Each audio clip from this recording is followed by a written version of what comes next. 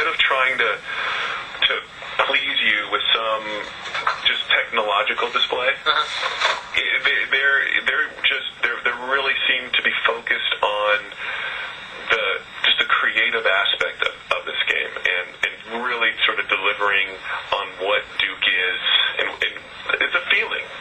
They're producing a game that elicits a feeling and a sensation that you're hoping to get that you got in the original. And so all the interactivity and all the things that I saw all relate to sort of extruding that from a person. There have been games that I have played that have shipped, okay?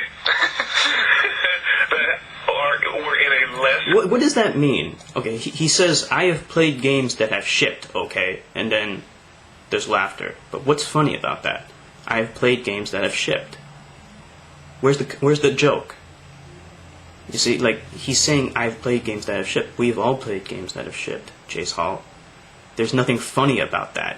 Now, he's going to say that they were in a less completed state afterwards, but I don't see the humor in that. I mean, if he's insinuating that he's played games that were buggy and that were incomplete and that should not have been shipped, I agree. There have been some games like that I've played personally. However, the point is, at some stage of development, you have to be satisfied with what you have and ship the game. It does not matter if you feel like the game's not perfect. There is no such thing as perfection. You will never reach that level.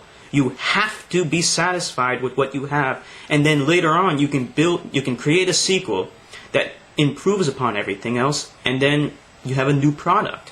That's how you get towards what you decide is perfection, by keep making more games in the series. Then you have a history there that we can look at, and we can say, hey, look at this game compared to this game, and we can look at the differences. That's what I think is very cool about the video game industry, is that there is actually a history to it now.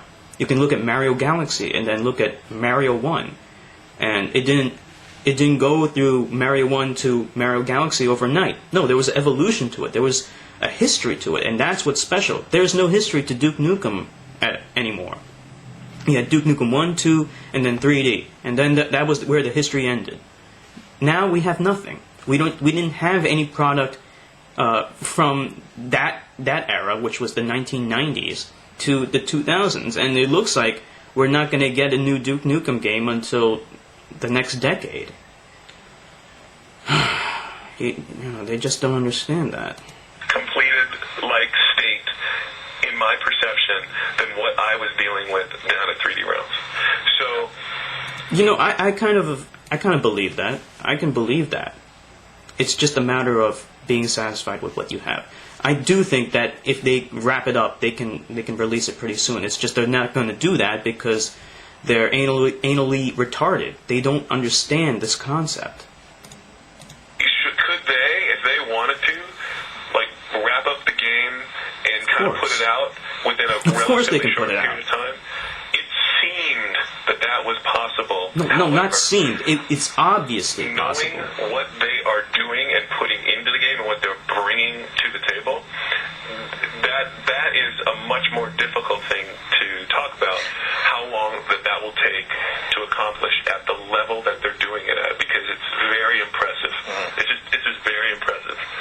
I'd say companies less driven would not go that distance that they're trying to go.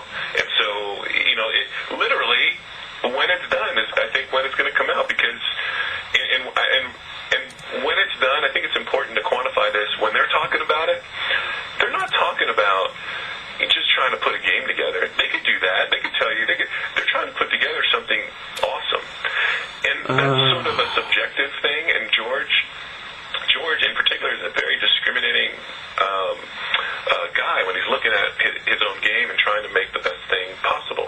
So when it's done is when I think George and Scott and the team sort of step back and look at it and say, we've taken this the distance that we wanted to, and I think the world is ready to digest this. So it's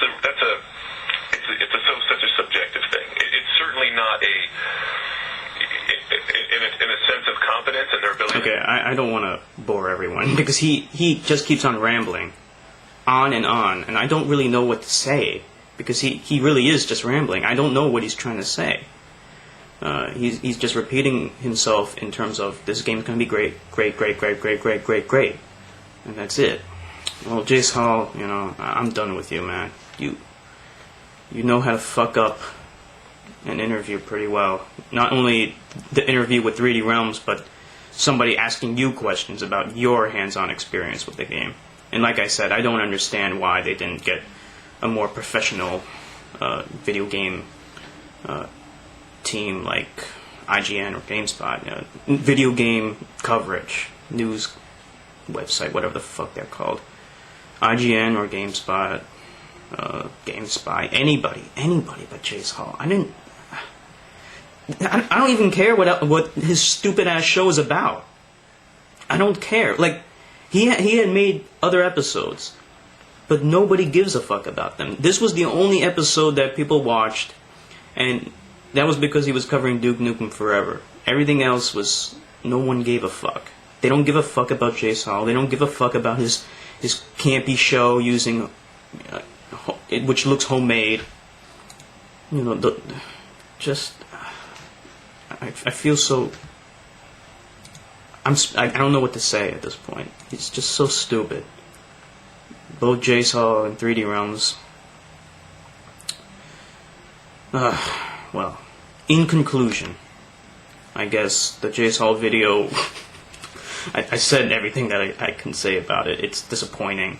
There's very little new footage, but, it's something, so you should check it out if you're at least somewhat interested in Duke Nukem Forever. And, my view is, he's almost like a ringer to George Broussard. He's trying to gush about this game as much as possible without looking at it objectively and asking some really tough questions. He didn't ask any meaningful questions. If I was there in Jace Hall's position, I would have like a whole list of questions which I would like to ask him, and I would get that on tape and I would play it instead of getting all these like bullshit questions. The whole interview was so like it felt scripted. It didn't feel natural. It didn't feel dynamic. It felt stilted. They were making bad jokes that weren't funny. And Jace Hall I felt like he was overacting. He wasn't being natural. And he wasn't asking honest questions. The only honest question he asked was, what the fuck is taking so long? And it was a bullshit question because he didn't sound sincere. I would say, no, really, what happened, man? What happened? I already know what happened, but I want you to say it. I want to hear you explain it to everyone else. Admit your mistakes. Okay, I'm signing off.